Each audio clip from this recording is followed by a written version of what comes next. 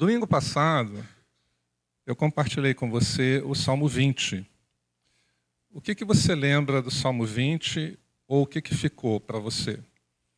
Então, eu quero te ajudar, pelo menos dizendo ou recordando algumas coisas que ficou para mim do Salmo 20. Primeiro que o Salmo 20 é um salmo muito singular, porque a maioria dos salmos são orações de pessoas. Oração de Asaf, oração de Davi, né? E o Salmo 20 ele é singular porque é a oração do povo, pelo seu líder. Outra coisa que ficou para mim do Salmo 20 é que, antes de ir para a guerra, o rei e o povo de Israel se colocavam em oração diante de Deus. Então nós aprendemos que a melhor maneira de você estar preparado para as batalhas da vida é uma vida de oração. Participe dos nossos ministérios de oração na terça à noite, na liderança da nossa irmã Jussara, ou na quinta de manhã aqui na igreja. E tenha a sua vida de oração pessoal sempre ativa. Eu recordo também que nós aprendemos no Salmo 20 que ele nos ensina. Deixa eu voltar aqui um pouquinho, que me falhou a memória.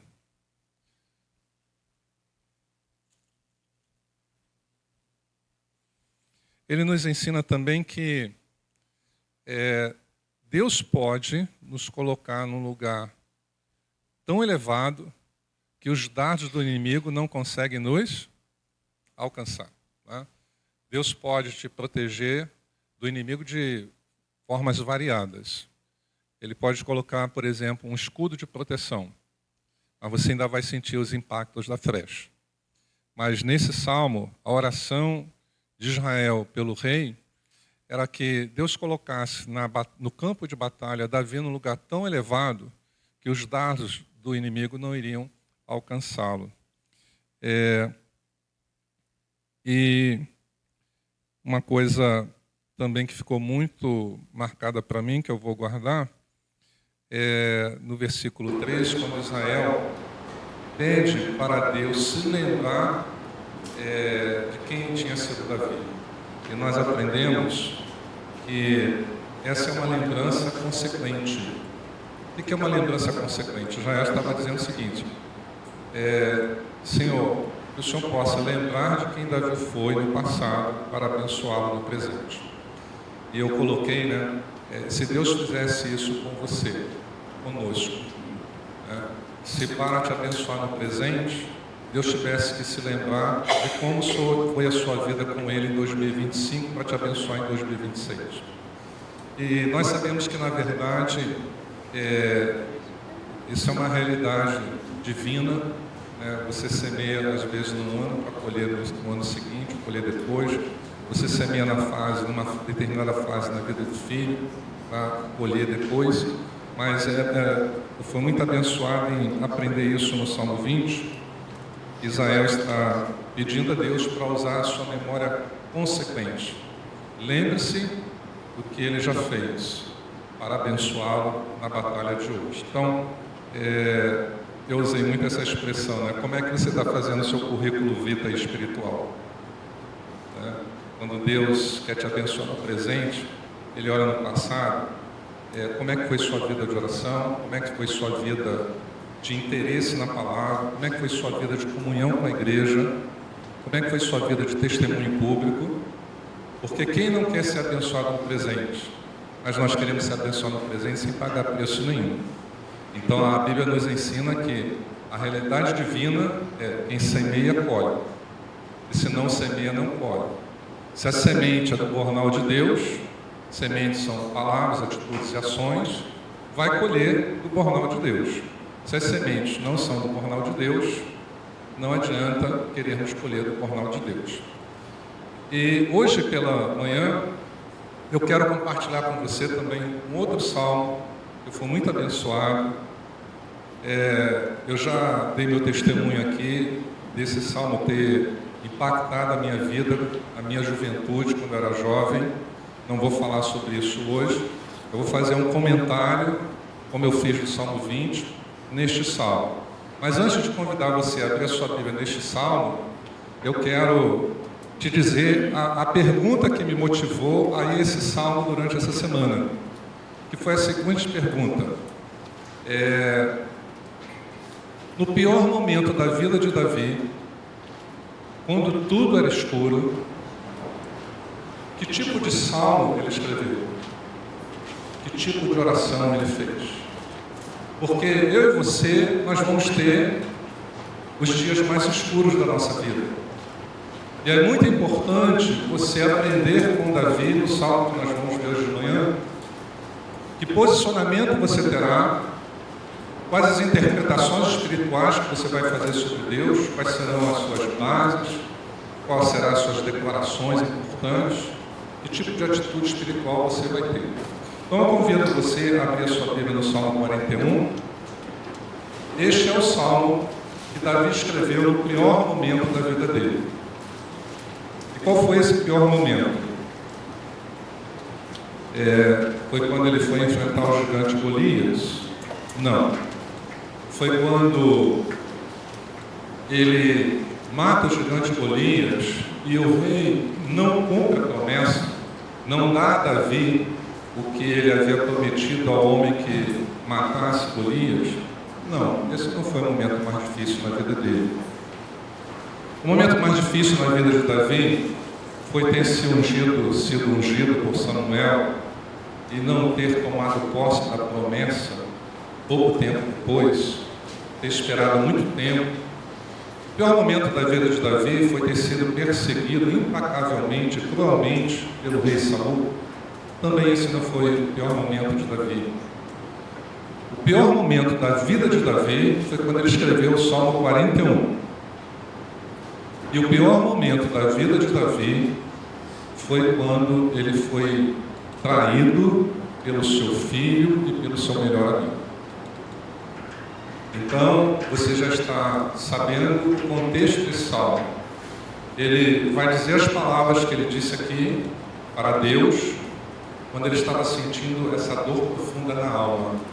É um homem que está gemendo na alma, sofrendo muito, porque o seu filho o traiu, o seu melhor amigo também o traiu, e foi o seu melhor conselheiro, o seu conselheiro mais próximo, que era Aitofel. Então é interessante saber, no pior momento da vida dele, o que é que ele disse, o que é que ele falou com Deus em oração. Eu quero te dizer que daqui a pouquinho acho que o Azaf vai dar um anúncio sobre o curso que ele vai dar sobre, não sei bem o tema, né? Mas ele vai tocar nessa tecnologia moderna, a IA. Deixa eu falar uma coisa para os jovens. Os jovens que não aprenderem a usar o IA vão estar no subemprego da próxima geração. Guarde isso que eu estou te falando hoje de manhã. Tá? Então, não vai ficar desempregado todo mundo, vai ficar desempregado quem não se interessar em aprender e a usar a IA. E pensando na IA, Azaf, eu escrevi aqui, ó, a engenharia de prompt de Davi na oração é muito detalhista e organizada. Porque se ensina, né, que a resposta e a ajuda que você vai ter da IA depende da qualidade do seu prompt, do pedido que você vai fazer. Quanto mais específico, quanto mais detalhado, quanto mais objetivo, né, e não ser apenas perguntas simples. Então, acompanhe a leitura do Salmo 41. Você já sabe quando ele foi escrito, e vamos aprender alguma coisa que nos abençoe neste salmo, nesta manhã. Como é feliz aquele que se interessa pelo necessitado. O Senhor o livra em tempos de adversidade. o Senhor o protegerá e preservará a sua vida.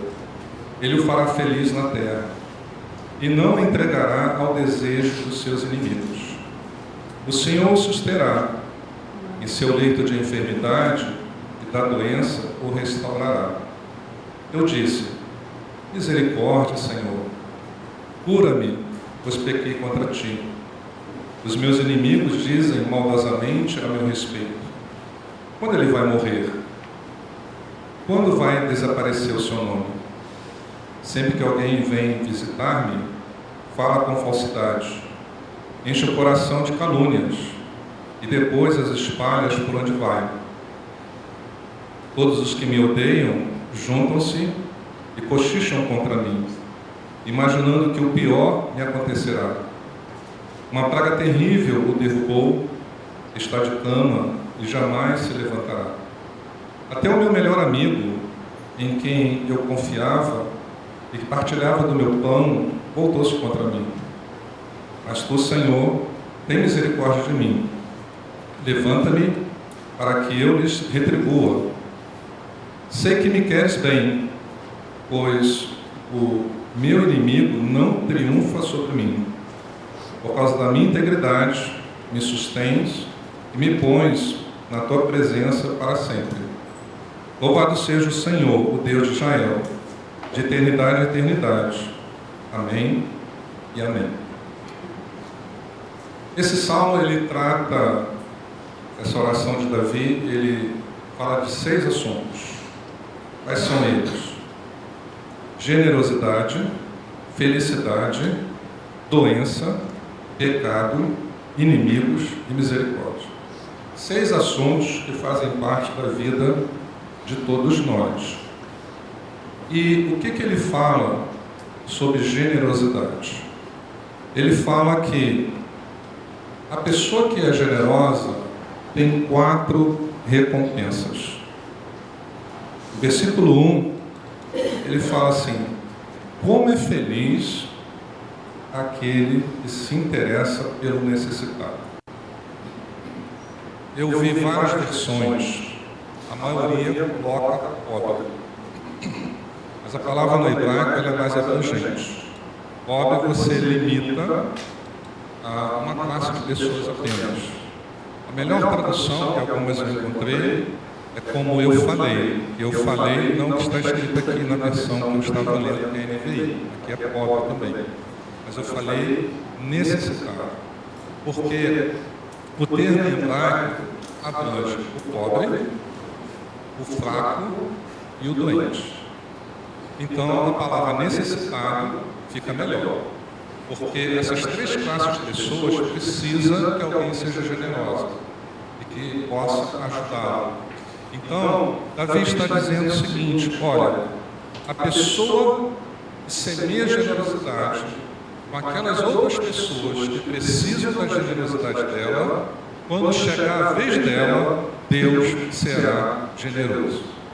Posso ouvir um amém? Amém. Porque Gálatas 6 diz: o que o homem semear, também se fará. E quais são essas 4 recompensas que o generoso tem? Então, seja generoso pelo menos por interesse. Não é? Se você não pudesse de coração, pense assim: não, pelo menos eu quero me dar bem, eu quero essas recompensas. Não deve ser a nossa motivação, mas Davi fala das recompensas e são as seguintes. A primeira, a pessoa generosa, ela tem acesso à fonte da felicidade. Poderoso isso. Você já reparou, pessoas generosas normalmente não vivem tristes? Faz aí uma lembrança na sua mente de pessoas que você conhece que são generosas. Não é verdade? Não é? Então, dificilmente são pessoas tristes. Davi está dizendo o seguinte: olha, a generosidade abre acesso para você a um benefício interior. Você chega a essa fonte que é felicidade. Ele, inclusive, ele reforça dizendo o seguinte: eu não estou falando de uma felicidade pela salvação eterna. Olha o que ele fala, versículo 2, a segunda parte: será feliz na terra. Só que é um salmo que, como ele fala também no Salmo 20, como a Bíblia fala, ele fala de angústia, ele fala de problemas, de sofrimento. Mas o generoso, ele tem problemas, tem sofrimentos, tem angústia, como não o generoso tem, mas Davi está dizendo o seguinte: essa pessoa tem acesso à fonte da felicidade. Segunda recompensa que ele fala, ele fala que o generoso, Deus tem uma atitude com ele de livramento. Além dele ter acesso à fonte da felicidade, ele tem à sua disposição uma iniciativa divina. Como ele teve iniciativa divina de socorrer o necessitado, quando chegar o dia mau na vida do generoso, Deus terá a iniciativa de trazer ele livramento. No versículo 1, na última frase, Davi fala assim: o Senhor o livra. Se você quiser marcar 3 declarações que Davi fala da sua certeza sobre Deus, do pior momento da sua vida, uma delas é essa, está no versículo 1, o Senhor o livra. A segunda está no versículo 2, no início: o Senhor o protegerá. E a terceira no versículo 3, o Senhor o susterá. Então, e tudo isso ele está falando sobre a mesma pessoa, a pessoa generosa. Terceiro benefício, ele fala que além da proteção divina, de acesso à fonte da felicidade, essa pessoa ela vai ter uma assistência diferenciada quando ela ficar doente. Porque na minha versão, que eu estou aqui, eu gosto, a decisão de quem fez essa versão, ela já dividiu os textos em blocos. Então, esse primeiro bloco, do versículo 1 ao 3, está no mesmo assunto. Davi falando: olha, imagina, Davi está no pior momento da vida dele, ele começa falando sobre felicidade relacionada à generosidade e os benefícios que essa generosidade traz para quem é generoso. Que essa generosidade que a pessoa teve com o necessitado, quando ela virar necessitado, Deus terá com ela. Ela vai colher de Deus o que ela semeou na vida dos outros. Fica muito melhor estudando esse salmo para compreender o que os 10 mandamentos falam, que Jesus nos lembra no Novo Testamento, né? Sobre o amor ao próximo. Quando você ama ao próximo, você está amando a si mesmo. Consegue entender? Porque o que você semeia de bom de Deus na vida dos outros, a seu tempo, você ceifará. Você vai colher, né? E ele fala então que a pessoa generosa, ela tem essa assistência. Ele fala isso no versículo da felicidade no versículo 1, da proteção no versículo 2 e da assistência divina diferenciada quando esse generoso fica doente no versículo 3. Ele fala: o Senhor o susterá em seu leito de enfermidade e da doença o restaurará. Algumas versões falam que Deus vai curar o generoso. Se você puder, tenha o melhor plano de saúde que o seu bolso lhe permite. Mas esse aqui ainda é melhor que todos eles. Amém? Esse aqui é melhor que todos eles. Davi está dizendo: olha, Deus não fica devedor a ninguém. Deus não fica devedor a ninguém. E às vezes, como é que Deus faz as coisas, né? Alguém vem de uma família generosa. casa-se com alguém que veio de uma família que só olhava para o seu próprio umbigo. Aí o marido tem iniciativas generosas, a esposa não tem. Ou a esposa tem iniciativas generosas e o marido não tem. Como é que o casal faz quando vive uma situação dessa? Que não é generoso, não atrapalha aquele que é. Porque quando o retorno de Deus vier, vai alcançar você também. Amém? Então, não compara. Se a sua esposa é uma alma generosa, não agrida, não compara. Se você não consegue esse desprendimento com ela, não seja contrário. Se o seu marido é uma alma generosa, não compara ele. E graças a Deus que isso acontece em muitos casamentos. Às vezes os dois não têm o mesmo nível de generosidade, mas aquele que não tem, libera o outro para si. Quando o generoso fala assim, amor, está uma campanha na igreja, eu vou fazer parte, eu vou dar isso de oferta. Aquele que não tem iniciativa fala assim, não pode dar, estamos juntos. Não fala assim, você vai dar essa oferta, mas você já pensou nisso, nisso, nisso? Porque a promessa de Deus de prosperidade não é para os fiéis, é para os generosos. Eu tenho ensinado a vocês que você ser dizimista fiel e ofertante regular, isso é fidelidade. Generosidade é quando você vai além. E o livro de Provérbios, então, escrito pelo homem mais sábio que já teve na terra, abaixo de Jesus, ele fala assim, a alma generosa prosperará. Então todos devem ser fiéis, mas a prosperidade, que é Deus indo além com você, é quando você foi além com Deus.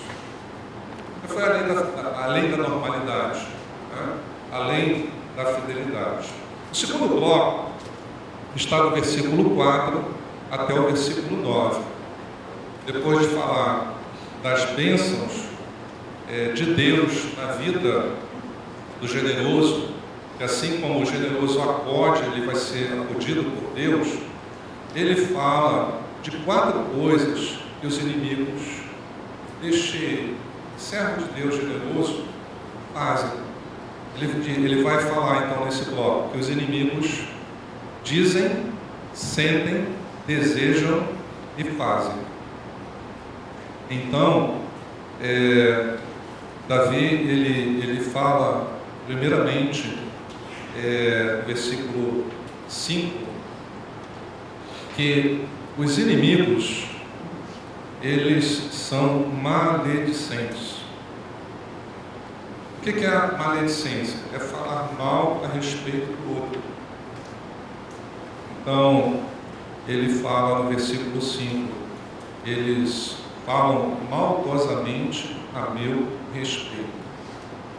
E muitas vezes o inimigo usa alguém para falar mal ao seu respeito. Falar mal ao seu respeito para o chefe. O inimigo usou alguém para falar mal a respeito de José do Egito, o chefe dele. E ele foi demitido e encarcerado. Então Davi está passando por essa experiência. Jesus passou por isso. Por que Jesus foi preso, julgado e condenado? Porque falaram maldosamente a respeito dele. Houve um plano orquestrado sob a liderança de escribas, fariseus e saduceus, o Novo Testamento conta isso, e eles arquitetaram o que eles iam falar mal de Jesus para que eles pudessem ter o apoio da autoridade romana para condená-lo à morte. Segunda coisa que Davi fala, que os inimigos fazem, no versículo 7, ele fala do sentimento do inimigo, ele fala assim, eles me odeiam. É interessante que Davi era amado por muitos, mas não era amado por todos. E você vai ser como Davi também. Infelizes são aqueles que querem ser amados por todos, aonde quer que estejam, na empresa, na igreja, na família. Você precisa saber que você sempre vai ser amado por muitos, mas talvez não vai ser por todos. Sabe por quê? Às vezes o seu temperamento agride alguns, mas não agride todos. Às vezes as suas qualidades não interessam a alguns, interessam apenas a outros. E Jesus viveu isso, e ele foi amado, mas não por todos. E Davi fala, olha, o meu inimigo tem um sentimento. Eles têm uma arma nos lábios e um sentimento no coração. Com os lábios me defamam. Com o coração eles me odeiam. Nós admiramos tanto Davi, fica um pouco difícil para nós imaginar quem naquela época odiasse Davi. Ele fala, eles me odeiam. E parece que realmente Absalão e o grupo dele todo é o que Davi percebeu no coração deles. Eles me odeiam. E tanto é que eles estavam dispostos a matar Davi. E não mataram Davi porque Davi fugiu. Ele fugiu de Jerusalém. Porque o ódio leva ao assassinato. Parece que é uma escala, né? A amargura, a raiva, o ódio, o assassinato. Então ele fala, olha, eles têm um ódio mortal a meu respeito. Depois ele fala no versículo 7, a parte B, 8, a parte A, o desejo dos inimigos. Eles tinham um desejo perverso. Davi fala no versículo 7, eles cochicham contra mim, imaginando que o pior me acontecerá. Davi não vivia numa bolha. Você não vive numa bolha. Nem todo mundo torce por você a favor. Tem gente que torce contra. Na sua empresa podem existir inimigos ocultos. Pela frente são torcedores, por trás são maledicentes. E eles não desejam o seu melhor, desejam o seu pior. Às vezes, sabe por quê? Não é porque você é mau caráter, é porque você é um bom crente. Davi não era mau caráter, era um bom crente. Quando ele errou, ele teve um arrependimento profundo. Um dos sinais que o crente é um bom crente é que ele tem arrependimentos profundos, sinceros e radicais. Porque, como eu falei no domingo passado, quem vive na carnalidade, quando peca, não tem peso. Quem vive na carnalidade, quando peca, não tem peso. Até esquece que é bom. Então, o mundo que você vive não é um mundo pior do que Davi, falando em termos de pecado e de relacionamentos pessoais. Como a palavra, se alimente da palavra, que ela vai dar força para você viver no século 21. Porque não é um mundo diferente.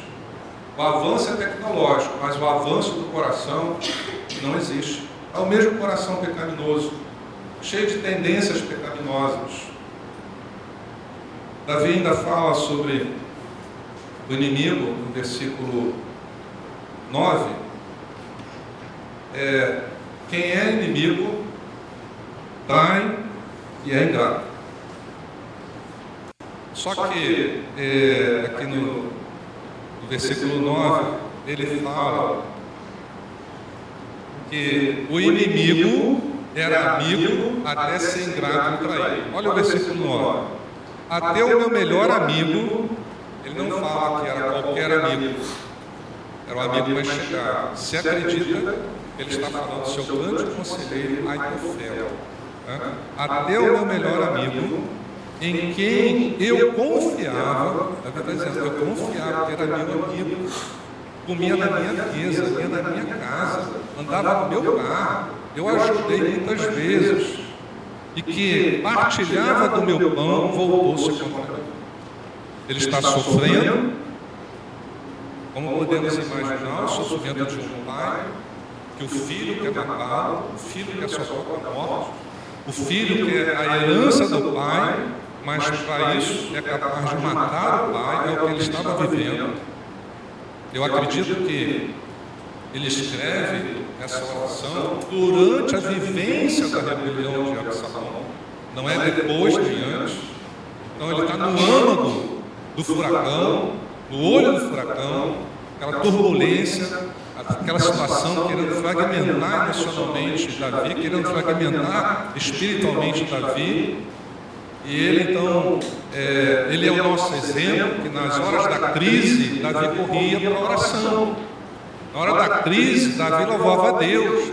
Na hora da crise, ele reafirmava suas convicções espirituais, ele não se desviava, ele não apostatava, ele não sumia da presença de Deus. Não é assim que crente resolve seus problemas, nem busca vitória nas suas batalhas espirituais. É como Davi fazia, e Jesus fazia isso também. Para tomar decisões, né? No auge da fama, no auge da rejeição, Jesus estava orando. Ele mantém a sua posição diante do Pai. Você mostra a sua estatura espiritual, não é quando tudo vai bem, é quando você está vivendo esses momentos do vale, não quando você está na montanha. Que crente você é? É o crente que você é no vale. Esse é realmente o crente que você é na verdade. Então, Davi fala, e aqui você pode aprender uma coisa importante. Teu inimigo não vai trair você. O teu inimigo era teu amigo, e que ele vira inimigo depois da ingratidão e da traição. E uma coisa, irmãos, nós podemos lembrar aqui. Deus trabalha com gratidão, fidelidade e verdade. O diabo trabalha com o Santo Antônio de Cristo. A deslealdade, a infidelidade e a ingratidão. Uma das coisas que Deus deu força ao espírito rebelde de Absalão foi ter esse grande aliado. Ele conseguiu o primeiro conselheiro do palácio apoiá-lo na sua ideia de rebelião. Então foi um reforço tremendo. O que aprendemos aqui? Vamos evitar essas coisas para nós, bem? Não seja um Aitofel na vida de um rebelde. Ok? Porque às vezes você não é o líder da rebelião, mas você apoia o líder. E Aitofel, será que ele não desse um apoio para Absalão? Será que Absalão teria na frente? Será que se Aitofel tivesse sido leal e fiel e grato ao rei Davi, chegasse Davi que era uma audiência? Olha, fui falar para Absalão que procurou, isso. A coisa teria sido diferente.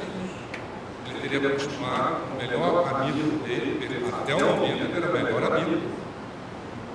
E Davi teria tomado providências, não teria que sair às pressas de Jerusalém, aquela comitiva chorosa, lembra da narrativa? Está lá, um planto que era um planto de funeral, Davi, as mulheres, todo mundo. Então, ele fala que era o meu melhor amigo. Era o meu melhor amigo. Porque só há chance de ser traído pelo melhor amigo. E Jesus pega este salmo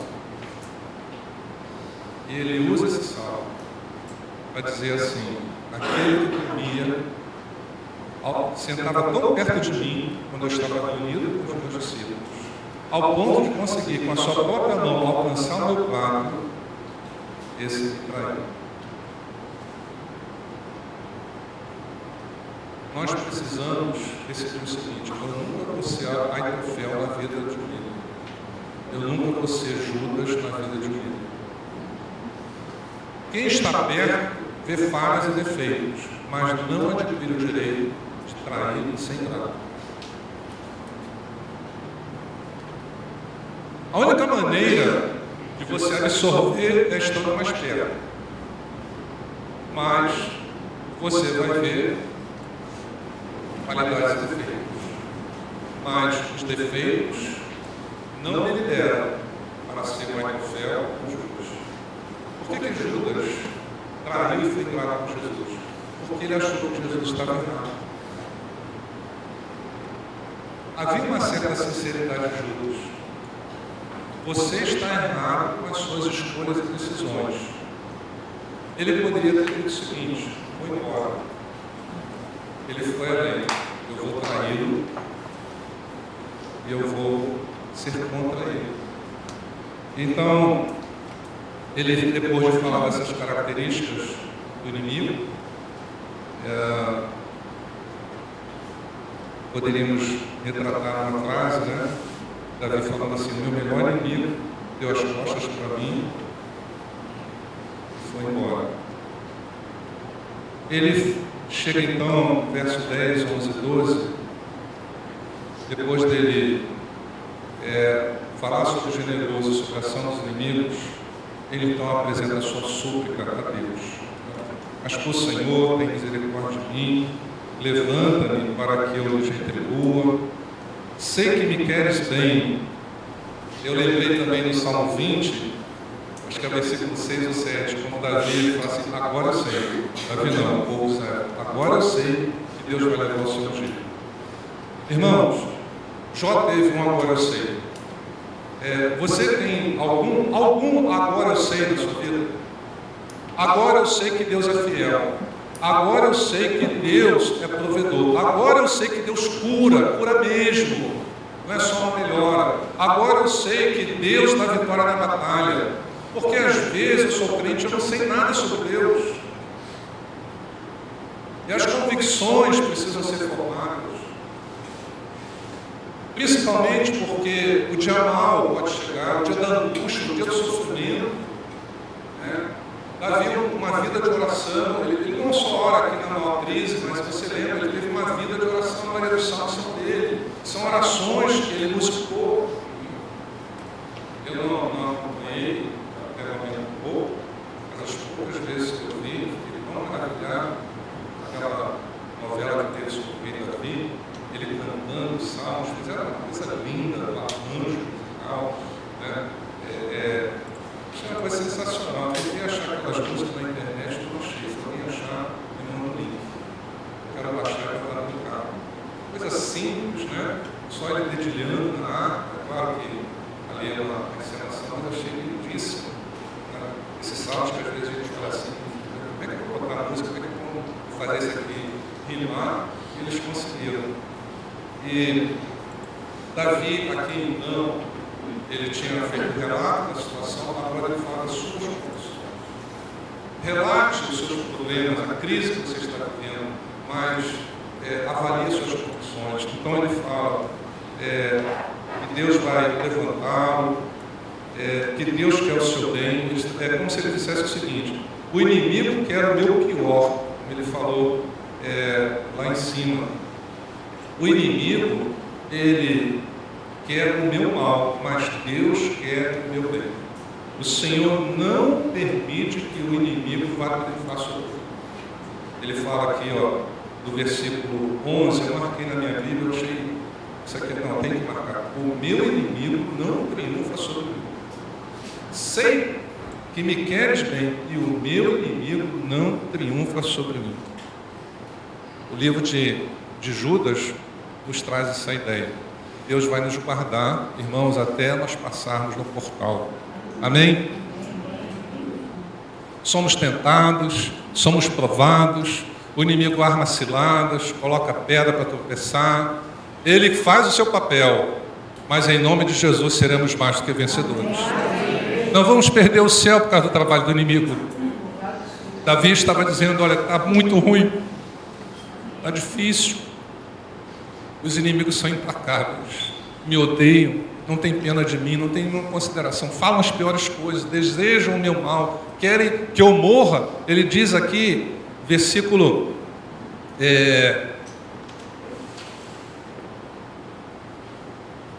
perdi aqui, mas você vai achar aí. Eles queriam que Davi morresse e o nome dele fosse apagado da história. Eles queriam isso, né? Que nós não estivéssemos aqui conversando sobre Davi hoje de manhã. Eles queriam que Davi morresse e o seu nome fosse apagado da história. Não bastava matar Davi, queria que o nome fosse apagado da história.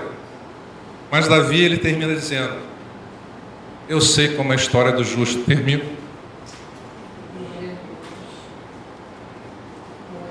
Eu sei como a história daqueles que são fiéis a Deus termina.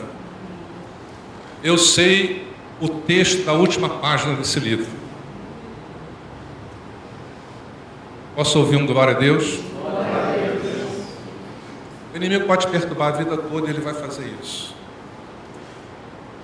Mas se você hoje de manhã, você acreditar que o Deus de Davi vai ser fiel na sua vida como foi com ele, e que o inimigo não vai vencer essa luta, ele não vai ceifar a sua alma, e que quando você fechar os olhos na terra e abrir na eternidade, é vitória para sempre, você está sendo como Davi.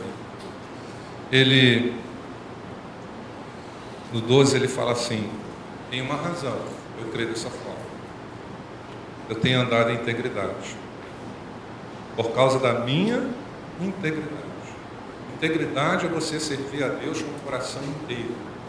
Não é um coração no dinheiro e outro em Deus. Não é um coração na profissão e outro em Deus.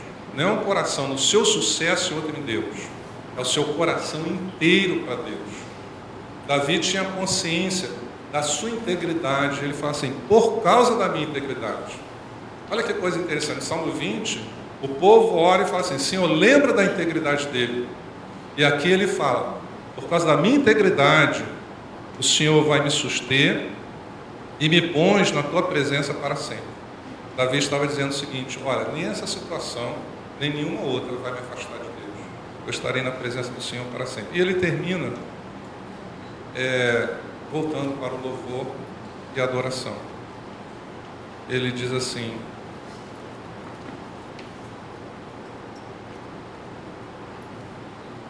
depois dele fazer toda essa avaliação, ele fala assim: meu Deus merece ser louvado.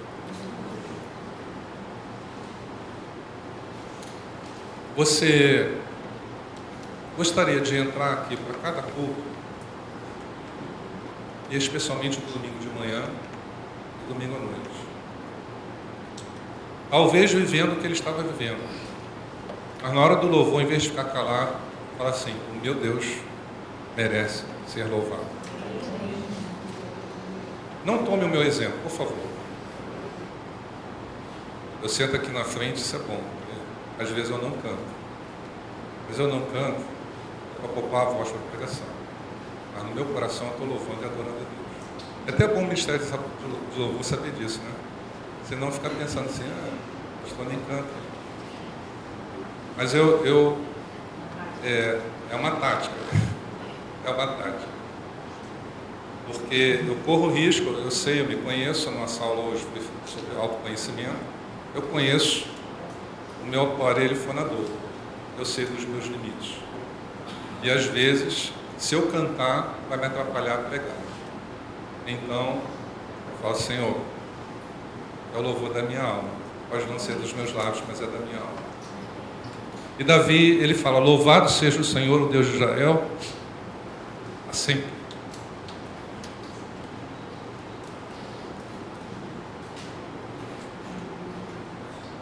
Na montanha ou no vale. Os melhores momentos da minha vida, no pior momento.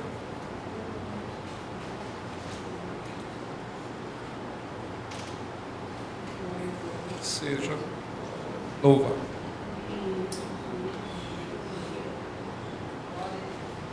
Passou um pouquinho da hora. Pastor Fábio veio aqui. Vamos ficar em pé. Vamos cantar a música que Deus colocou no coração dele. Depois ele ora e dá a bênção apostólica.